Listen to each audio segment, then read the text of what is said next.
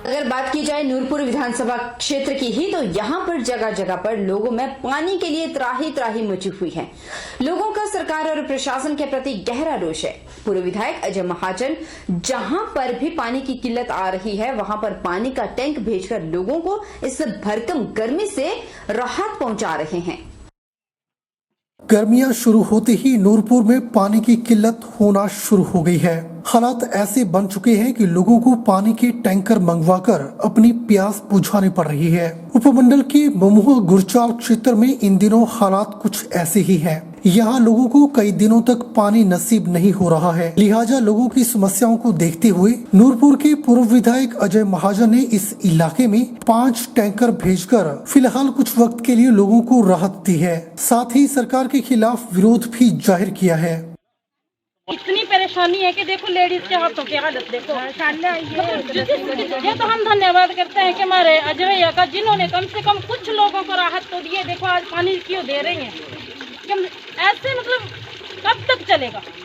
अगर ऐसे लोग ना हो, ऐसे देव रूही ना हो जिनके हमारा इतना सहयोग कर रहे हैं, लेडीज को इतना दे रहे हैं, इतनी उससे घर घर जाके सुविधा दे रहे हैं, महिलाओं की घर जाके उनके दर्द की, क्योंकि महिलाओं को तो सबसे ज़्यादा ज़रूरत पानी की है। क्योंकि इस बच्चों के लिए, सबके लिए अगर पानी होगा तो सब कुछ है, नहीं तो कुछ नहीं है। के अंदर जो है पानी के लिए त्राही त्राही मची हुई है। ये आज की समस्या नहीं है, ये कई टाइम पहले की समस्या है। और गत वर्ष भी यहाँ पर इस गांव का ये जो औरतें यहाँ पे खड़ी हैं, इनका और कुछ जेंट्स जो थे 26 लोगों का डेपुटेशन जो था वो नूरपुर में अधिशासी अभियंता जल शक्ति विभाग से मिला था। और उस समय भी कुछ समय के लिए यहाँ पानी की सप्लाई आई थी, लेकिन उसके बाद जो है वो विभाग भी कुछ परिनिंदित सोया हुआ और आज दिन तक जो वो हालात यही है। नूरपुर ब्लॉक महिला कांग्रेस की अध्यक्ष का कहना है कि एक तो कोरोना की वजह से लोग घरों से बाहर आ जा सकते नहीं हैं और ऐसे में बिना पानी के कैसे रहा जाएगा। सरकार को जी बताना चाहती हूँ कि जो नूरपुर ही नहीं हर पंचायत में पानी की जो समस्या आ रही है, इसको जी कब इसका सोल्यूशन निकालेंगे। कोविड के चलते हुए इतनी सारी बीमारी फैली है, इतना वायरस आया है। गवर्नमेंट की जो गाइडलाइन है कि बार बार हाथ धोवो, कपड़े धोवो, हर चीज को साफ सुथरा रखो। तो ये चीजें बिना पानी के कैसे चलेंगी और कब तक जी लोग इस समस्या को झेलेंगे। आप अभी सत्ता में बैठे हो तो क्यों नहीं आप जी लोगों की समस्या सुनते। वहीं इस बारे में नूरपुर के पूर्व विधायक अजय महाजन ने कहा कि लोगों की समस्या को देखते हुए इस इलाके में पानी के टैंकर भेजे गए हैं। साथ ही विरोध भी दर्ज किया जा रहा है। उन्होंने कहा कि पिछले काफी अरसे से इस इलाके में पानी नहीं आ रहा है और लोग हर अधिकारी कर्मचारी से गुहार लगा चुके हैं, लेकिन इस बहरी सरकार के कानों में जूं तक नहीं रेंग रही है। उन्होंने कहा कि कांग्रेस के सदस्यों के साथ मिलकर सत महाजन चैरिटेबल ट्रस्ट के सहयोग से लोगों को पानी उपलब्ध करवाया गया है। उन्होंने कहा कि जब कांग्रेस लोगों की समस्या सुलझा सकती है तो फिर सत्ता में बैठी सरकार क्यों नहीं सुलझा रही। हमने सोचा कल कि ये जो सरकार जब इसके ऊपर कोई असर ही नहीं है तो हम लोग क्या करते हैं, कैसे विरोध करते हैं। वो करते हैं कि कभी खाली घड़े रख देते हैं, खाली बाल्टियां रख देते हैं, नारे लगाते हैं। हमने कहा जी अब ये नया ढंग दिखाएंगे, हम लोगों को पानी देंगे कि सरकार को समझ आए कि अगर हम पानी दे सकते हैं वो क्यों नहीं देते। और आज की डेट में नूरपुर चुनाव क्षेत्र में पानी की वो समस्या है कि मैं आपको इसका बयान नहीं कर सकता। ये जो मैं कुछ स्कीमों का नाम लेना चाहता हूँ कि हमारे टाइम में जो वहाँ 12 करोड़ की हमने स्कीम बनाई थी, वो थी खेल, संग्रेला, बनोली, दमोह, चिचियाँ, हाट, टानन, गई लगोट। इसका सोर्स था गंभीरी। बड़ी अफसोस की बात है वो अभी वहाँ की वहाँ है, 4 साल खत्म हो गए हैं और भी उसका काम बिल्कुल नहीं हुआ। कोरोना काल में बच्चों की सेहत का ख्याल रखते हुए केंद्र सरकार ने सीबीएसई की 12वीं कक्षा को रद्द करने का फैसला किया है, जिसके बाद अधिकतर छात्र इस फैसले से नाखुश है। वहीं बच्चों के अभिभावकों को भी यह फैसला रास नहीं आया।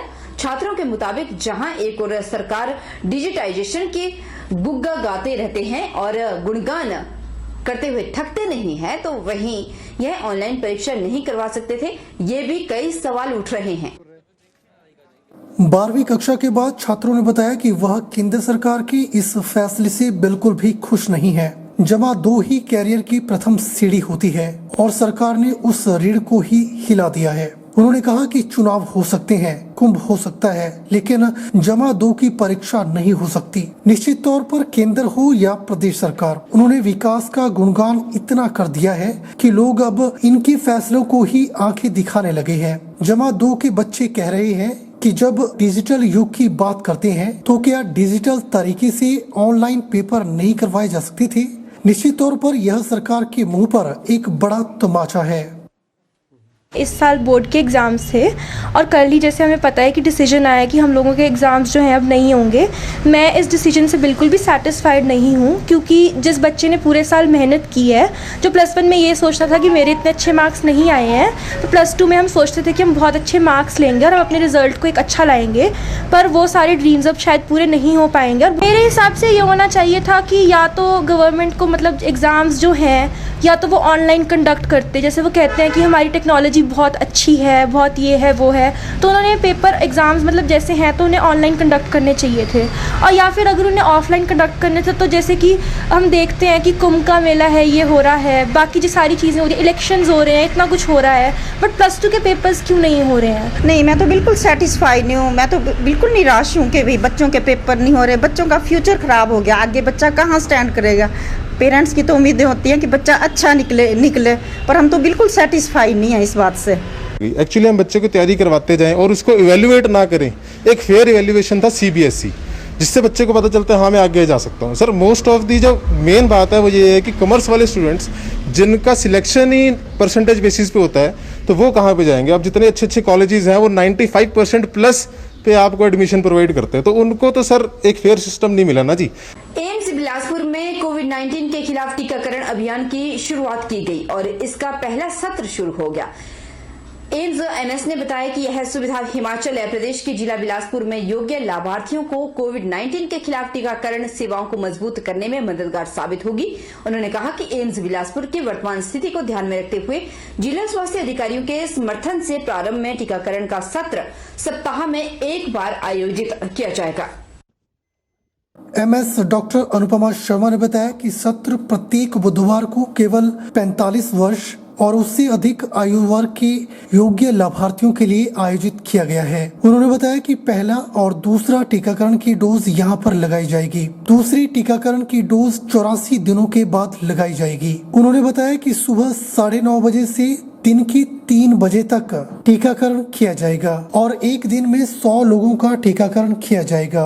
उन्होंने बताया कि भविष्य में संसाधनों की उपलब्धता के अनुसार सत्रों की आवृत्ति बढ़ाई जाएगी और बिलासपुर में 18 वर्ष से अधिक आयु के युवाओं का टीकाकरण महीने में एक बार किया जाएगा। उन्होंने बताया कि कोरोना की लड़ाई में जो कर्मचारी अपनी सेवाएं दे रहे हैं वो अपने संस्थान और विभाग से फॉर्म पर मुहर लगवाकर टीका लगवा सकते हैं। उन्होंने बताया कि एम्स बिलासपुर के विशेषज्ञों के द्वारा ई-संजीवनी के माध्यम से टेली कंसल्टेशन सेवाओं को सफलतापूर्वक शुरू करने के बाद यह संस्थान कोविड-19 के खिलाफ टीकाकरण के माध्यम से लोगों को सेवाएं प्रदान करेगा। आज 2 जून 2021 से एम्स बिलासपुर में कोविड वैक्सीनेशन सेंटर की शुरुआत हुई है, जिसमें 45 वर्ष से ऊपर वाले लोगों को इसका फ़ायदा होगा और उनको पहली और दूसरी डोज दोनों की वैक्सीन दी जा सकती है। दूसरी डोज के लिए कम से कम 84 दिन का गैप होना चाहिए पहली डोज के बाद। ये सिर्फ अभी बुधवार को सुबह 9:30 से 3 बजे तक दोपहर में अवेलेबल है। इसमें कोविन पोर्टल पे रजिस्ट्रेशन के थ्रू हमारे 30% पेशेंट्स रजिस्टर होते हैं और एक दिन में 100 लोगों के लिए वैक्सीनेशन अवेलेबल है, तो उसमें बाकी के जो 70 हैं वो वॉक इन हो सकते हैं। इसके लिए मरीज़ों को अपना कोई ना कोई आइडेंटिटी कार्ड लाना है। उसमें आधार कार्ड है, ड्राइविंग लाइसेंस है, पैन कार्ड है, वोट कार्ड है, ये कुछ भी ला सकते हैं। और जो 18 वर्ष से ऊपर वाले हैं, health line front line workers जैसे हेल्थ केयर वर्कर्स हैं, वो अपने एम्प्लॉयर से अगर साइन करा के ले आएँ तो उनको भी वैक्सीन दी जा सकती है। और हम लोग कोशिश करेंगे कि महीने में एक दिन 18 वर्ष से ऊपर के जो जनरल पब्लिक है उनके लिए भी वैक्सीन उपलब्ध कराई जाए। उधर देश भर में फैली कोरोना महामारी की रोकथाम के प्रयास जारी है। वहीं हिमाचल प्रदेश के बिलासपुर जिला में इस महामारी से मुक्ति के लिए अब भाजपा के राष्ट्रीय अध्यक्ष जेपी नड्डा के परिवार ने भी कमान संभाली है। जेपी नड्डा के पुत्र हरीश नड्डा ने जहां अब सक्रिय राजनीति में अपना कदम रख लिया है, वहीं वह अपने परिवार की परंपरा को निभाते हुए समाज सेवा में भी अपना पूरा योगदान दे रहे हैं। सेवा भाव को समर्पित नड्डा परिवार ने पूरे जिला बिलासपुर में कोविड-19 से मुक्ति के लिए चारों विधानसभा क्षेत्रों में कोविड मुक्ति संबंधित सम्मान प्रदान किया।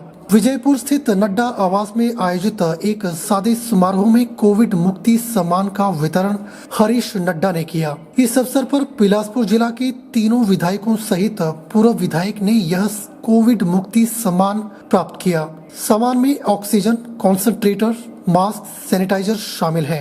हरीश नड्डा ने कहा कि देश को इस समय एक एक व्यक्ति की जरूरत है और इसी भावना से हम देश के साथ खड़े हैं। उन्होंने कहा कि उनके परिवार के द्वारा कृष्णा उत्कर्ष संस्थान के सौजन्य से हर वर्ष स्वास्थ्य शिविर भी लगाए जाते रहे हैं, जिससे बिलासपुर जिला के लोगों को स्वास्थ्य लाभ पहुंचा है और अब भी उनका परिवार इस मुसीबत में बिलासपुर जिला के लोगों के साथ खड़ा हुआ है। कुछ कोविड सामग्री का वितरण का कार्यक्रम आज से शुरू किया है। मैं आपको संक्षेप में बताना चाहूँगा कि सामग्री में हमारे पास क्या क्या है। इसमें हमारे पास 10 ऑक्सीजन कॉन्सेंट्रेटर हैं, 1 लाख फेस कवर्स हैं, जिसमें से 50,000 N95 हैं और 1 लाख 3 लेड मास्क है, 50,000 फेस शील्ड्स हैं, 50,000 सर्जिकल ग्लव्स हैं, 20,000 सैनिटाइजर्स हैं, रैपिड टेस्टिंग किट्स 10,000 हैं, पल्स ऑक्सीमीटर्स 1500 हैं और ऑक्सीजन मास्क हमारे पास 200 हैं। इन सब चीज़ों का वितरण आज से शुरू होगा और अगले 7 दिनों में इस वितरण को किया जाएगा।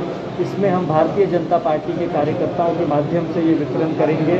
बता दें कि नड्डा परिवार की ओर से स्थापित सामाजिक संस्थाएं चेतना संस्था और कृष्णा उत्कर्ष संस्थान बिलासपुर जिला में समाज सेवा के क्षेत्र में सक्रियता से कार्य कर रही है, जिसकी संस्थापिका भी भाजपा के राष्ट्रीय अध्यक्ष की धर्मपत्नी डॉक्टर मल्लिका नड्डा हैं और कोविड मुक्ति अभियान भी उनकी प्रेरणा से चलाया जा रहा है। चलिए रुक लेते हैं एक बार फिर से जोगिंद्रनगर का, जहां पर ब्लॉक कांग्रेस अध्यक्ष डॉक्टर राकेश धरवाल ने आज चौंतड़ा में हिमाचल प्रदेश कांग्रेस कोरोना रिलीफ के तहत किट्स सांसें है तो संसार है वितरित की गई। उन्होंने कहा कि ब्लॉक कांग्रेस जोगिंद्रनगर के तहत गांधी हेल्पलाइन के जरिए पूर्व में इसी प्रकार कोरोना महामारी में लोगों तक मदद पहुंचाई जाती रही है और आगे भी जहां भी मदद की जरूरत पड़ेगी ब्लॉक कांग्रेस जोगिंद्रनगर सहायता करने के लिए हमेशा तत्पर है। उन्होंने कहा कि इससे पहले ये किट्स एक अन्य कार्यक्रम में जोगिंद्रनगर स्थित कांग्रेस कार्यालय में एक किट नगर परिषद जोगिंद्रनगर की अध्यक्षता ममता कपूर और उपाध्यक्ष अजय धरवाल और अन्य पंचायतों को सौंपी गई है। इसी तरह से आज चौंतड़ा जोन में भी कांग्रेस कार्यकर्ताओं और पंचायत प्रधानों को ये किट्स सौंपी गई ताकि उनके माध्यम से लोगों तक पहुंच पाए। पूरे ब्लॉकों में, प्रदेश के सभी ब्लॉकों में जो है ये किट बांटी जा रही है ताकि जितना हमारे प्रदेश के अंदर जो पॉजिटिव केस आ रहे हैं उन लोगों को इस किट हम मुहैया करवाएंगे पंचायत स्तर पर। और इसमें सैनिटाइजर है, ऑक्सीमीटर है और 1 महीने की दवाइयाँ हैं। ये किटें पंचायत स्तर पर जाएगी और इसकी शुरुआत हमने पिछले 2 दिन पहले की थी। सैनिटाइजर है, मास्क है साथ में। इसकी शुरुआत हमने 2 दिन पहले की थी और मझारनो पंचायत जो पूर्व विधायक हमारे सुरेंद्र पाल ठाकुर जी थी, मैंने और उन्होंने जो वहाँ की हमारी स्थानीय प्रधान है रेणु देवी जी, उनको किट दे की थी। उसके बाद नगर परिषद में हमारे नगर परिषद की चेयरमैन, पार्षद सभी को हमने किट दे की थी। और पिछले 3 दिनों से मैं अलग-अलग पंचायतों में जा रहा हूँ। आज जो हमारा चौंतड़ा जोन है जिसके अध्यक्ष हमारे साथ यहाँ बैठे हुए हैं, खड़े हुए हैं मदन बिष्ट जी, और सभी यहाँ पे इस चौंतड़ा जोन के हमारे कांग्रेस पार्टी के प्रधान हमारे कार्यकर्ता यहाँ पहुंचे हैं, इनके माध्यम से जो है हम पंचायत स्तर पर इस किट को देंगे। बैजनाथ क्षेत्र को पर्यटन की दृष्टि से विकसित करने के लिए समुचित कदम उठाए जाएंगे और लोगों की समस्याओं को तुरंत हल किया जाएगा। यह बात बैजनाथ उपमंडल के नवनियुक्त उपमंडल अधिकारी सलीम आजम ने बैजनाथ प्रेस परिषद के पत्रकारों को संबोधित करते हुए कहे। सबसे पहले बड़ी प्राथमिकता तो इस महामारी से निपटने की है, कोविड-19 की, जिसके लिए जल्दी ही इसके बारे में देखा जाएगा कि क्या हमारे इंतज़ाम हैं और पहले के इंतज़ाम क्या है और क्या कमी है जिसको हम सुदृढ़ कर सकें, ताकि एक इंफ्रास्ट्रक्चर जो कोविड-19 के लड़ने के लिए बनाया गया है उसको सुदृढ़ किया जा सके। और बाकी लोगों की समस्याएं हैं, बड़ा बंगाल, छोटा बंगाल जो रिमोट एरिया है उनकी समस्याओं का भी निवारण करने की कोशिश करेंगे। अभी मुझे पता लगा है कि ट्रैफिक की समस्या भी रहती है यहाँ पे पपरोला और बैजनाथ में, तो पुलिस के साथ बैठ के उससे भी बात की जाएगी। गर्मियों के दिनों में पानी की समस्या होती है तो एक्शन IPS के साथ बैठ के भी इसका निवारण करने की कोशिश करेंगे लोगों के साथ बैठ के। और सबसे बड़ी बात है, आप लोगों का सहयोग चाहिए, शासन प्रशासन के साथ मिलके अगर पत्रकार आप लोग जो हैं वो भी सहयोग की मैं आमंत्रित करता हूँ आपका सहयोग, तो यही मेरी प्राथमिकता रहेगी। कुछ टूरिज्म पॉइंट ऑफ व्यू से भी ये जो हमारा इलाका बड़ा खूबसूरत है, इसको और ज़्यादा इसमें इंफ्रास्ट्रक्चर टूरिज्म के लिए कैंप साइट्स ये वगैरह जो है टूरिज्म वालों के साथ बैठ के कोई मास्टर प्लान बनाने की कोशिश करेंगे। पुलिस बद्दी SIU की टीम ने गुप्त सूचना के आधार पर बद्दी नालागढ़ मार्ग पर कृपालपुरा के पास एक हुंडई कार से 20 पेटी शराब की बरामद की है और ये पेटियां सारी ही देसी है। बताते चले कि SIU टीम ने कृपालपुर में नाका लगा रखा था और सूचना के आधार पर एक Chandigarh number Hyundai Verna car को जब तलाशी ली गई और उसको रोका गया तो गाड़ी की डिक्की और पिछली सीट पर लगभग 20 पेटी देसी शराब मार्का दमदार संतरा बरामद हुई। पूछताछ पर वाहन चालक चमन कुमार उर्फ चंदू पुत्र श्याम सुंदर निवासी नालागढ़ से पूछा गया तो कुछ उचित जवाब ना दे सका, जिस पर पुलिस ने कार्रवाई करते हुए चमन कुमार पर एक्साइज एक्ट के तहत मामला दर्ज कर आगामी कार्रवाई शुरू कर दी है। जी, हमें इन्फॉर्मेशन मिली थी कि कोई व्यक्ति है जिसका नाम चमन उर्फ चंदू है, तो वो अपनी काले रंग की वरना कार से ना शराब लेके जा रहा है नालागढ़ से बद्दी की तरफ। तो उस व्यक्ति को उस गुप्त सूचना के आधार पर उस व्यक्ति की गाड़ी का पीछा किया गया और कृपालपुर के पास उसको डिटेन किया गया। उससे करीब 240 बोतल जो है देसी शराब, जो शराब है उसका नाम दमदार संतरा के नाम से वो शराब है, वो उससे प्राप्त हुई है और उससे एक्साइज एक्ट में उसके खिलाफ केस दर्ज हुआ है PS नालागढ़ में और आगे तफ्तीश जारी है। बहरहाल बुलेटिन में इतना ही, लेकिन कोरोना खत्म नहीं हुआ। कोरोना से हमें लड़ना है, डरना नहीं। तो इसलिए आप अपना बहुत बहुत बहुत ख्याल रखिए और अपने घर पर रहें, सुरक्षित रहें।